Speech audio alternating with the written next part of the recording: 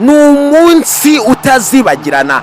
Hari tariki 21 Ukuboza umwaka wa 2025 kuri Stade Prince Mola Abdullah Rabat muri Maroko. Ibintu ntibyari bisanzwe mu mukino udasanzwe wari ugiye guhuza ibihugu bibiri ari byo Maroko ndetse n'igihugu cya COMOROS. Ibinyamakuru, amateleviziyo, bamwe baturutse i Burayi, abandi baturutse ku mugabane wa Afrika, bose bari bagiye guhurira muri iyi nyubako yakira abarenga 160 yari igiye guturikiramo urujya n'uruza rw'abafana ku mpande z'amakipe yombi. Abafana, abatoza ndetse n'abakinnyi bari bafite ubushongore n'ubukaka bwo kuvuga uti ikipe ya Maroko iri bwegukana intsinzi y'uyu munsi ndetse iri buze no gufungura igikombe cya Afrika itwara intsinzi. Ariko bose uko babitekerezaga siko byabahiriye. Ku mpande z'ibihugu byombi buri wese yari afite abakinnyi bajyanaga nk'inkota icyaye, bashoboraga kuzunguza incundura mu isegonda iryo ari ryo ryose ndetse no mu munota uwo ari wo wose. Kurango ikipe ya Maroko yari yazanye abakinnyi badasanzwe, harimo Ashraf Hakimi ukina ikipe ya Paris Saint-Germain, Ibrahim Diaz ukina ikipe ya Real Madrid, Ayubu El Kabi ndetse na Sufine Rahimu. Aba bari abakinnyi bashoboraga kwataka ndetse bakanashwanyaguza igihugu cya COMOROS. Barongozwaga imbere n'umutoza Walid Regragui, umutoza udasanzwe ufite ubushongore n'ubukaka cyane cyane muri shampiyona nyafrika. Ariko ku rundi ruhande COMOROS nayo ntiyari yicecekeye gusa, kuko yari yazanye abafana ndetse n'abakinnyi badasanzwe. Abakinnyi bakomeye bakiniraga ikipe ya COMOROS harimo Yannick Pendo, umunyezamu ukomeye ndibuze kubabwira udutendo udushya yakoreye muri uyu mukino, Miyazine Muwarida ndetse na Yosaf M Changama ndetse na Fouaz Selemani, Rafiki Saidi ndetse n'abandi batandukanye, ariko kandi ikayoborwa n'umutoza Stefano Cosini. Aba bari abakinnyi bashoboraga kwataka ndetse bakanashwanyaguza ku mpande z'amakipe yombi. By'umwihariko wumve ngo yari intambara idasanzwe, si intambara y'amasasu ahubwo ni intambara ya bariri mu mwuka yagombaga kwikaraga ubundi kinjira mu rushundura. Abafana bari bafite ubwoba ariko kandi bakongeraho icyizere ndetse n'amashagaga basaga n'abaterana amagambo. Ariko dore byose uko byagenze.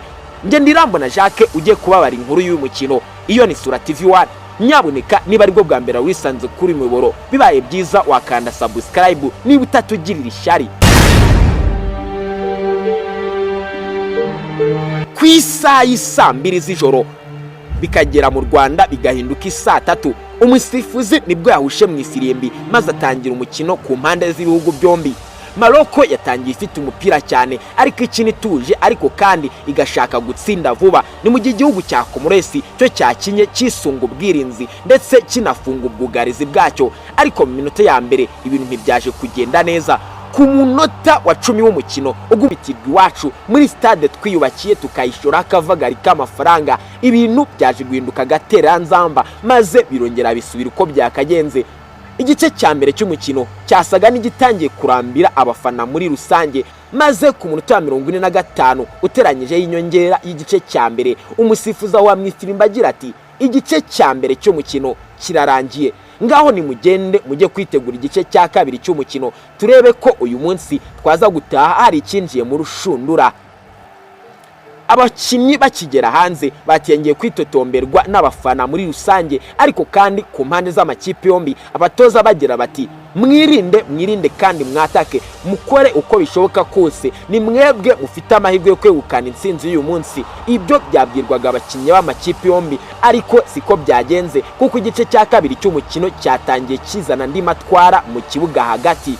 Igice cya kabiri cy'umukino cyatangiye abakinnyi basa n'abarwanira ku mabwiriza bari barangije guhabwa n'abatoza, ariko ku munota wa 55 w'umukino Maroko yatangiye izamuka maze Brahim Diaz azamukana umupira arekura igishoti kirekire mu izamu, incundura zirinyeganyeza. Abafana b'ikipe ya Maroko bahise batangira kuzamuka hejuru bagira bati kabaye ikipe ya COMOROS turayishwanyaguriza muri stade yacu twiyubakiye. Iki gikombe cya 2020 Prince maze batangira kuririmba indirimbo zigira ziti Maroc tuzakugera inyuma kandi igikombe ugomba kuzagitwara. Igihugu cya COMOROS cyo cyatangiye gucika intege ubwo kinjizwaga igitego cya mbere muri uyu mukino. Bidatinze ku munota 74 w'umukino Maroko yongeye rizamukira maze ibona corner. uyu mupira wavuye ku ruhande maze umupira winjira mu ruga rw'amahina rwa COMOROS.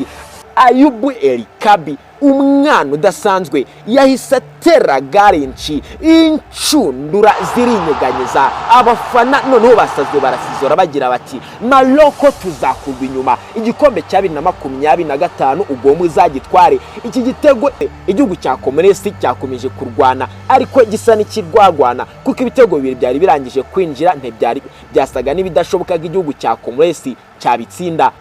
Ku munota wa 90 w'umukino ndetse n'iminota y'inyongera, umusifuzi yawushe mu ifirimba agira ati umukino urarangiye, Maroko congratulation, COMOROS mugende mwicare mwige muzagaruke muzi icyo mukora mu kibuga. Ariko kandi ku rundi ruhande ndashimira buri umwe wese wabanye nanjye muri iki kiganiro. Icyegeranyo cyasesenguraga akantu ku kandi ku mukino wafunguye igikombe cya Afrika.